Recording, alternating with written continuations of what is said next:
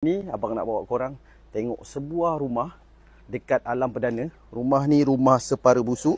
Owner contact untuk minta tolong jualkan. Sekarang rumah dia berbangga, tak pernah orang duduk lagi. So jom kita pergi potong.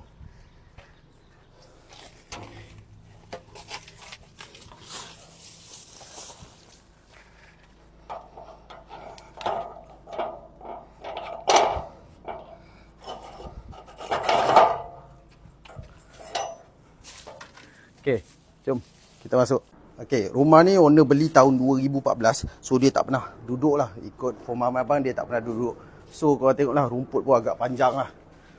Tapi rumah ni memang cantik lah. Keluasan dia 20 x 70. So abuk pun boleh tengok lah, tebal macam ni. Ada 4 bilik, 3 tandas.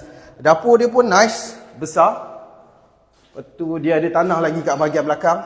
Kita tak boleh pergi sebab biasalah rumah dah tinggal kan, pintu pun dah tak boleh pakai, dah tak boleh buka. Ini dia ada tandas satu kat bahagian sini, dan ini bilik bahagian bawah. Bahagian atas, walaupun dia rumah lama, tapi dia punya lantai bukan jenis pakir lah, semua mozaik. Alhamdulillah, walaupun rumah condition lama, tapi tak adalah tile yang meletup, semua tile dia okey. Ni ruangan family area. Jom kita masuk bilik master. Ni bilik master dia, ada tandas kat sini dan dia ada balcony lagi, ruangan.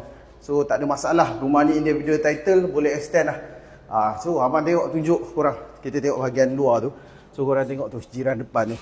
Dia basic tapi nice lah, cantik. Just renovate. Tak payah renovate lah, korang beli, clearkan, cat balik macam tu, dah menarik dah.